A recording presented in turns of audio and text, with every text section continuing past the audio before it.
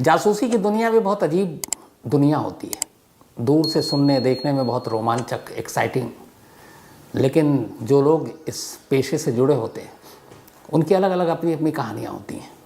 कई बार तो ऐसा होता है कि एक ही देश के लिए, एक ही एजेंसी के लिए दो जासूस, और उन्हें खुद पता नहीं कि उनमें से कौन किसकी जासूसी कर रहा है, वो भी अपने बॉस के कहने पर। तो ऐसे ही देश के साथ भी होता है, एक देश दूसरे देश की जासूसी करते हैं, लेकिन कई बार जिस देश की जासूसी कर रहे हैं उस देश के जासूस भी उनके लिए काम करते हैं। और एक जो जितने भी ऐसी एजेंसियां हैं, चाहे दुनिया की मशहूर जो जासूसी की दुनिया है एजेंसियां, जैसे CIA हो, KGB हो, MI6 हो, रॉ हो, ISI हो, तो मोसाद हो, इन सब की कामयाबी का दारोमदार यही होता है कि दूसरे देश की जो जासूसी की एजेंसियां उसमें कितनी घुसपैठ है, और जितनी ज़्यादा घुसपैठ उतनी ज़्यादा आप इन्फॉर्मेशन निकालेंगे। आज की कहानी अमेरिका के इतिहास के एक ऐसे जासूस की कहानी है जिसे 20 साल तक ढूंढा गया कि हमारे बीच में गद्दार है, और उस गद्दार को ढूंढने के लिए करीब 300 लोग अमेरिका की खुफिया एजेंसी CIA के, वहाँ की FBI federal bureau of investigation की टीम लगी रही। इस दौरान में एक दो लोगों को पकड़ा भी गया, जेल भी भेज दिया गया, लगा कि यही था भेदिया गद्दार, लेकिन उसके गिरफ्तारी और जेल भेजने के बावजूद वो चीज़ें चलती रहीं जो पहले भी हो रही थी। तो लगा कि शायद किसी गलत आदमी को पकड़ा है, असली गद्दार अब भी अंदर है। और ढूंढते ढूंढते 20 साल गुजर गए, और 20 साल बाद वो जासूस, वो गद्दार पकड़ा सिर्फ 2 शब्द की वजह से पकड़ा गया। जासूसी की दुनिया में कहते हैं कि ऐसे ही एक जासूस था जो बहुत बड़ा जासूस था, मोसाद का जासूस एली कोहेन। कहते हैं कि ये जासूसी करते करते एक देश का डिफेंस मिनिस्टर बनने वाला था। ये पूरी कहानी जो शुरू होती है 1978 से शुरू होती है। अमेरिका की राजधानी वाशिंगटन DC में जो सोवियत संघ, उसकी अपनी एक नई बिल्डिंग बननी थी। हर देश में एम्बेसी की अपनी इमारत होती है, तो वहाँ बननी थी। अब ज़मीन कहाँ पे होगी, कैसी होगी, ये उस देश के ऊपर निर्भर करता है। तो वाशिंगटन DC में भी सोवियत संघ की तरफ से अर्जी आई कि हमें एक अपनी दूतावास के लिए एक बिल्डिंग बनानी है, उसके लिए आप ज़मीन बताएं। अमेरिकी सरकार ने, वहाँ की जो बाकी अथॉरिटी है, उन्होंने एक ज़मीन अलॉट कर दिया। जब ज़मीन अलॉट किया, उसी के बाद उनके दिमाग में एक बात आई। उन्होंने कहा कि जहाँ पे ये एम्बेसी बन रही है, दूतावास की बिल्डिंग, क्यों ना इसके नीचे एक सुरंग बनाई जाए, एक ऐसी सुरंग जिसमें टेक्नोलॉजी और बाकी चीज़ों के ज़रिए इस दूतावास के अंदर सोवियत संघ के जो अफसर हैं, बाकी लोग हैं, वो कौन कौन सी ऐसी खुफिया बातें करते हैं, इन्फॉर्मेशन क्या क्या उनके पास है, वो क्या कर रहे हैं, क्या करने जा रहे हैं, तो ऐसी सारी जानकारी मिलेगी। आइडिया काम किया, फिर लग गई टीम। 10 साल लगे इस सुरंग को बनाने में, जो सोवियत संघ की एम्बेसी के नीचे थी। 10 साल के बाद, और इस पे करोड़ों रुपए खर्च हुए। उसके बाद अब लगा कि चलो ये पैसे वसूल होंगे, जानकारी मिलेगी। लेकिन वक्त बीतता गया, उस एम्बेसी की बिल्डिंग से ऐसी कोई इन्फॉर्मेशन बाहर नहीं आ रही थी। उनके तमाम जो टेक्निकल सारी चीज़ें लगा रखी थी, मतलब बात हो रही है, सब कुछ हो रही है, लेकिन काम की कोई नहीं हो रही है जो अमेरिकी खुफिया एजेंसी CIA के काम आ सके। धीरे धीरे वक्त बीता तो लगा कि शायद इस बिल्डिंग में रहने वाले ज़्यादातर लोगों को ये पता है कि इस बिल्डिंग के नीचे कोई सुरंग है, और इसीलिए वो अपनी बात खुलकर नहीं कह रहे।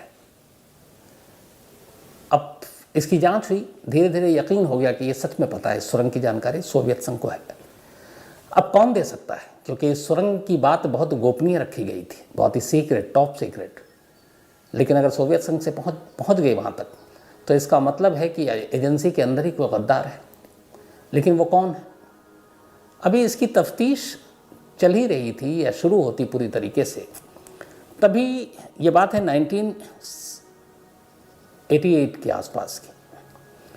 उसी दौरान, उससे कुछ पहले 1987 में अमेरिकी खुफिया एजेंसी CIA और FBI को खबर मिलती है कि मॉस्को में सोवियत संघ की अपनी एजेंसी जासूसी KGB के 3 जासूसों को पकड़ा गया है जासूसी के इल्ज़ाम में। मतलब अपनी ही एजेंसी के लोगों ने अपने ही जासूस को गिरफ्तार कर लिया मॉस्को में, सोवियत संघ में। अब इन तीनों के जब नाम पहुंचे CIA के पास, तो पता चला कि ये तीनों वो जासूस थे जो CIA के लिए भी काम करते थे। मतलब सोवियत संघ की इन्फॉर्मेशन, सूचनाएं, जानकारी ये CIA को देते थे और CIA FBI बदले में इन्हें पैसे देती थी। यानी कायदे से ये तीनों KGB के जासूस CIA के जासूस थे। अब जब ये बात पता चली तो बड़ा धक्का लगा और ये था कि अब सोवियत संघ के साथ गद्दारी तो उनकी सज़ा मौत से कम नहीं। अब इन किसी भी एजेंसी के लिए 3 जासूस इस लेवल के खोना बड़ा सदमा होता है, क्योंकि फिर आपको नए सिरे से किसी को एक भर्ती करनी होती है, ख़रीदना होता है, लालच देना होता है, धमकाना होता है, डराना होता है, बहुत सारी चीज़ें होती हैं। तो अब CIA के लिए भी झटका, FBI के लिए भी झटका। अब 3 जासूस का एक साथ एक ही दिन पकड़ा जाना यहाँ एक सवाल खड़े कर रहा था कि आखिर KGB को, अब वो तीनों जासूस, उन तीनों को भी पता नहीं, कोई भी एजेंसी इसी तरह काम कराती है कि ये अमेरिका के लिए काम कर रहा है, ये CIA के लिए काम कर रहा है। तीनों अलग अलग, तीनों का कोई ताल्लुक नहीं आपस में, लेकिन वही 3 पकड़े गए जो सच में CIA के लिए काम कर रहे थे। तो यहाँ पे वॉशिंगटन में कान खड़े हुए कि ये 3 लोगों की एक साथ गिरफ्तारी, इसका मतलब है कोई भेदिया है, कोई गद्दार है जिसने KGB तक ये इन्फॉर्मेशन पहुँचाई है कि ये 3 जो तुम्हारे एजेंट हैं ये असल में CIA के लिए काम कर रहे हैं। तो इधर अभी ये जो सुरंग बनाया 10 साल की मेहनत के बाद, उसका कोई सिला नहीं मिला, क्योंकि ऐसा लग रहा था कि सोवियत एम्बेसी को सारी जानकारी है। इधर 3 KGB के एजेंट एक साथ उनका पकड़े जाना और साथ में ये भी कि इन तीनों की जानकारी किसी ने दी हो तो अब भेदिया कोई हो सकता है। इसी दौरान में अभी ये सारी चीज़ों पे जांच चली रही थी कि 1989 में एक और सदमा लगता है CIA को। एक फेलिक्स ब्लॉक नाम के एक गवर्नमेंट एम्प्लॉय थे, उन पर नज़र रखी जा रही थी। डाउट ये था कि ये जो है ये भेदिया है और ये KGB के लिए काम कर रहा है, तो उसके खिलाफ नज़र रखी जा रही थी और KGB को इन्फॉर्मेशन देने का शक था उसके ऊपर। लेकिन इससे पहले कि जो अमेरिकी एजेंसियां थी वो पहुंचती फेलिक्स तक, ये बात KGB तक पहुंच गई और KGB ने ये किया कि उसने फेलिक्स से अपने सारे रिश्ते तोड़ दिए। अब उससे कोई कांटेक्ट नहीं, कोई संपर्क नहीं। इससे पहले कोई ऐसा सबूत नहीं था कि फेलिक्स को गिरफ्तार कर सके, तो उसके ऊपर आप कोई इल्ज़ाम भी नहीं लगा सकते थे। और KGB ने उससे न सिर्फ नाता तोड़ लिया बल्कि अब उससे कोई इन्फॉर्मेशन भी नहीं लेता। तो सबूत था नहीं, सिर्फ शक था, लेकिन शक यकीन में बदलता और वो रंगे हाथ पकड़ता उससे पहले ही KGB को खबर मिल गई कि फेलिक्स पर नज़र है, फेलिक्स शक के घेरे में आ गया है और KGB ने उससे दूरी बना ली और उसको भी आगाह कर दिया कि अब तुम भी होशियार हो जाओ। तो उसने जो भी ये सबूत थे इधर उधर बर्बाद कर दिए, अब उसको गिरफ्तार भी नहीं कर सकते थे। तो ये 3 इंसिडेंट हो गए, सुरंग का, 3 एजेंट्स का एक साथ गिरफ्तार होना KGB का मॉस्को में, और फिर एक सरकारी अफसर जिसके ऊपर शक था कि शायद यही KGB को सारी इन्फॉर्मेशन पास कर रहा है। तो कोई ना कोई भेदिया है, लेकिन वो कौन है, पूरी तलाशी ली गई। इस दौरान में एक और शख्स को गिरफ्तार भी किया गया, उसकी वाइफ के साथ। उसके घर से कुछ पैसे भी मिले और कुछ चीज़ें भी मिली, लेकिन लगा कि यही है, पर खुद CIA और FBI के लोगों का मानना था कि वो भेदिया नहीं हो सकता। तो ये असली भेदिया और गद्दार कौन था, ये एक राज बना हुआ था। आखिरकार काफ़ी तलाश के बाद जब कोई काम नहीं आया कि कौन है वो गद्दार अपने अंदर छुपा हुआ, तब 1994 में FBI और CIA दोनों ने तय किया कि वो एक जॉइंट टीम बनाएंगे। FBI और CIA की मिली हुई टीम जो ये पता लगाएगी कि हमारे अंदर का गद्दार कौन है, क्योंकि ये बहुत नुकसान पहुंचा रहा है, KGB को सारी इन्फॉर्मेशन दे रहा है और हमारे एक एक करके जो एजेंट हैं वो शक के घेरे में आ रहे हैं, जो मतलब उनके लिए काम कर रहे हैं। तो FBI और CIA ने मिलकर ज्वाइंट टीम बनाई। अलग अलग वक्त में इस टीम में करीब 300 लोगों ने काम किया। 300 लोग एक या एक से ज़्यादा उस गद्दार को ढूंढ रहे हैं जो सोवियत संघ की खुफिया एजेंसी KGB के लिए काम कर रहा है। इसके बाद इस टीम को बनाने के बाद, ज्वाइंट टीम को बनाने के बाद, इसका नाम दिया गया इस ऑपरेशन का ग्रे सूट। अब ऑपरेशन ग्रे सूट के तहत एक ही मकसद था, उस गद्दार, उस भेदियों को तलाशना, ढूंढना। अब लग गई। इसके बाद तमाम तलाशी, तमाम अलग अलग जो भी सस्पिशियस थे, ज़रा सा भी जिन पे शक था, उनकी पूरी प्रोफाइलिंग, उनकी लिस्ट निकाली जाने लगी। 1998 में, अब 4 साल बीत गए थे इस ज्वाइंट टीम को बने हुए, अभी तक कोई ऐसी जानकारी नहीं मिल रही थी कि क्या है। तभी एक जिसके ऊपर शक किया, एक और शख्स, एक क्रिमिनल की भी उन्होंने तैयारी की, तो उस क्रिमिनल को भी गए और उसके बाद देखा कि शायद ये केजीबी से इसका ताल्लुक है, क्योंकि उसका बहुत सारे पैसे वैसे थे। लेकिन उससे भी कोई फ़ायदा नहीं हुआ, वहाँ तक नहीं पहुँच पाए कि आखिर उस सुरंग के 3 एजेंट के या फिर बाकी जो मामले थे उसमें किसने यहाँ से इंफॉर्मेशन लीक की। जानकारी चलती रही। इसी बीच एक और इस केस में ट्विस्ट आता है। होता ये है कि सीआईए के एक केजीबी एजेंट के साथ, जो सीआईए का एजेंट उससे कांटेक्ट करता था अफसर, उसने उससे एक डील की थी एक किसी खुफिया इन्फॉर्मेशन के लिए, एजेंट के लिए। करीब ये डील थी लगभग 50 करोड़ रुपीज़ में, इंडियन करेंसी में, वहाँ डॉलर में हुआ था। तो इस डील के बदले में केजीबी के उस एजेंट ने एक फ़ाइल दी सीआईए की टीम को, और उस फाइल के साथ एक ऑडियो टेप भी दिया। उस फाइल में कुछ एजेंट का जिक्र था, कुछ खुफिया जानकारी थी।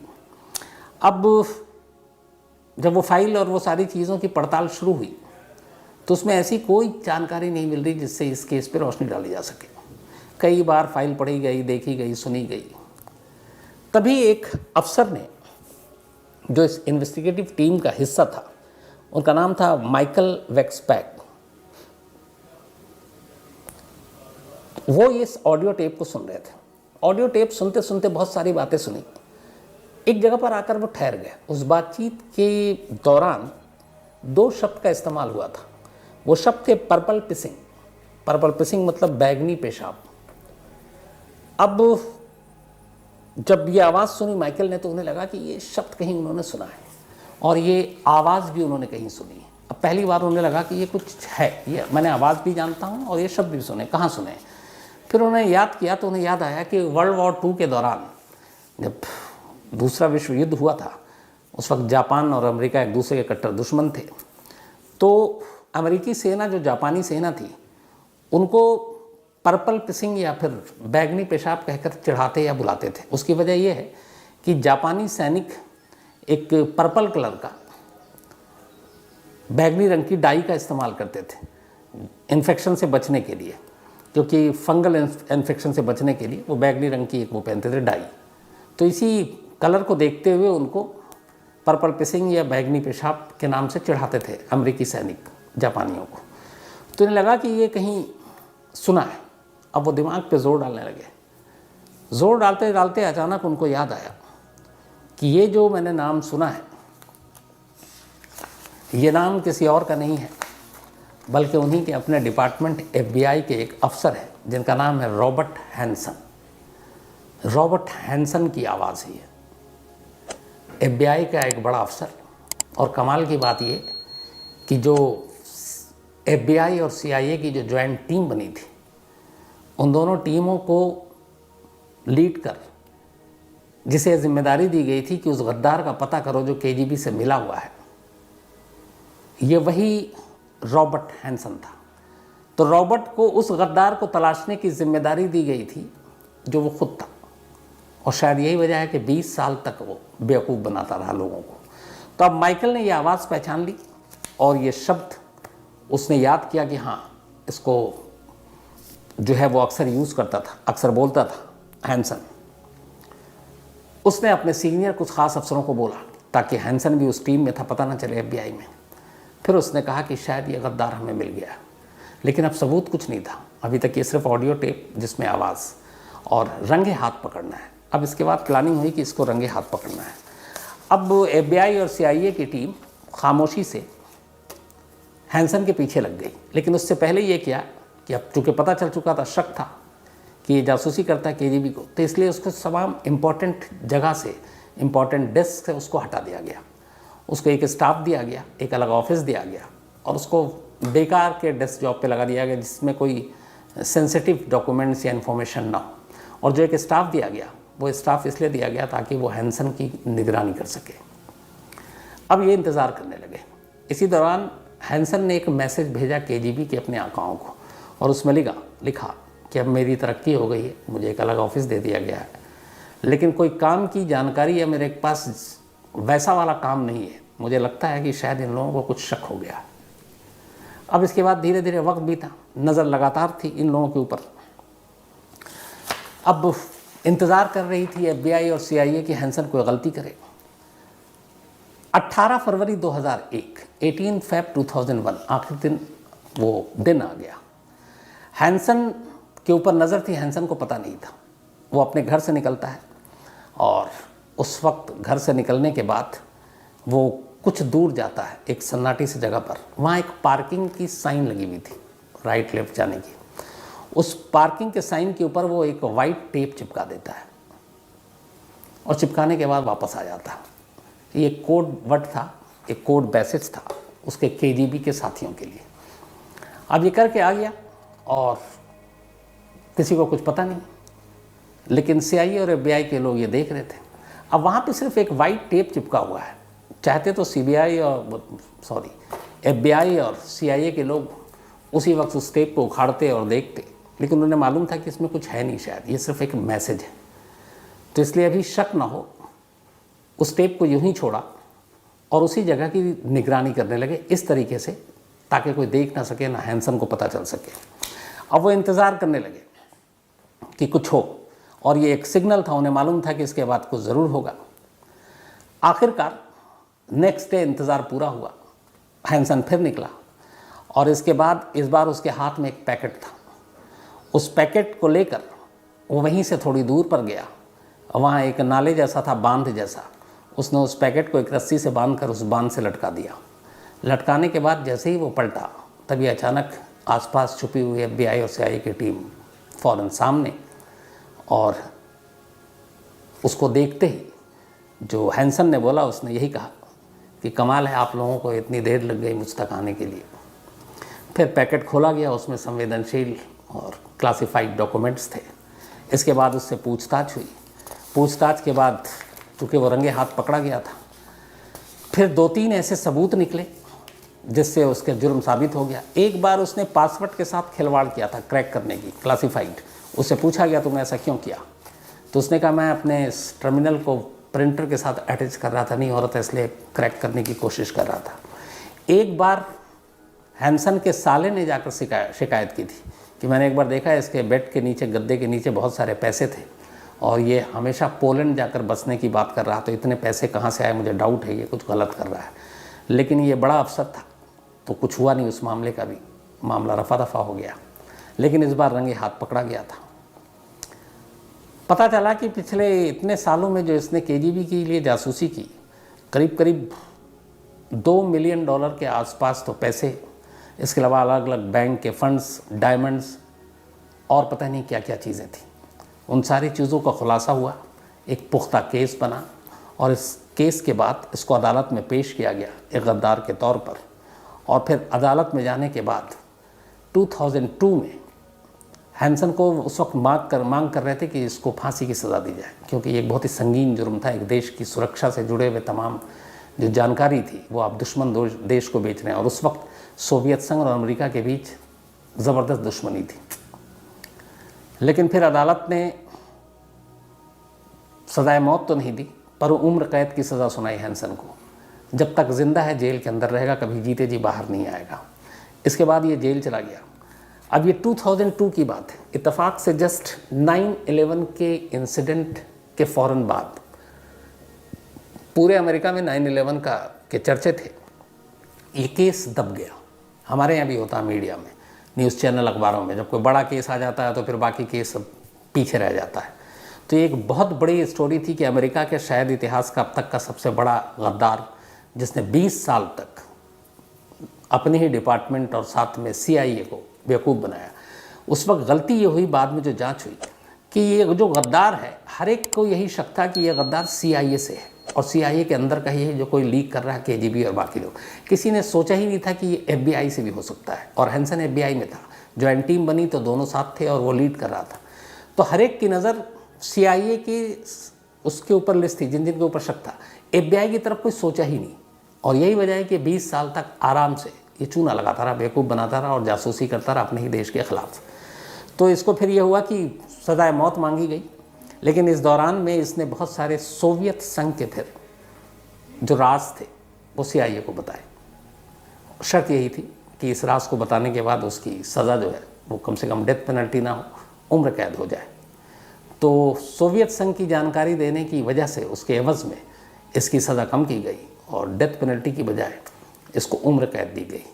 इसके बाद से ये कोलोराडो जेल में बंद रहा हैंसन, और वहीं पर पिछले 2002 से मतलब 21 सालों से बंद था। अभी 5 जून 2023, ये मतलब करीब 10 दिन पहले, 10-11 दिन पहले, उसी कोलोराडो जेल में 79 ईयर्स की एज में हैंसन की मौत हो गई। नेचुरल डेथ थी, 89 साल की उम्र थी और उसकी मौत हो गई। और उसी के मौत के बाद फिर अमेरिका में एक बार उसके नाम लोगों के सामने आया, मीडिया में उसकी खबरें छपी, और इस तरीके से एक जासूस, एक गद्दार जासूस, जिसको खुद गद्दार को ढूंढने की जिम्मेदारी दी गई और जो मतलब उसे उस शख्स को ढूंढना था जो वो खुद है। तो अजीब अजीब सी कहानियाँ हमारे सामने आती। तो ये थी उस गद्दार जासूस की कहानी।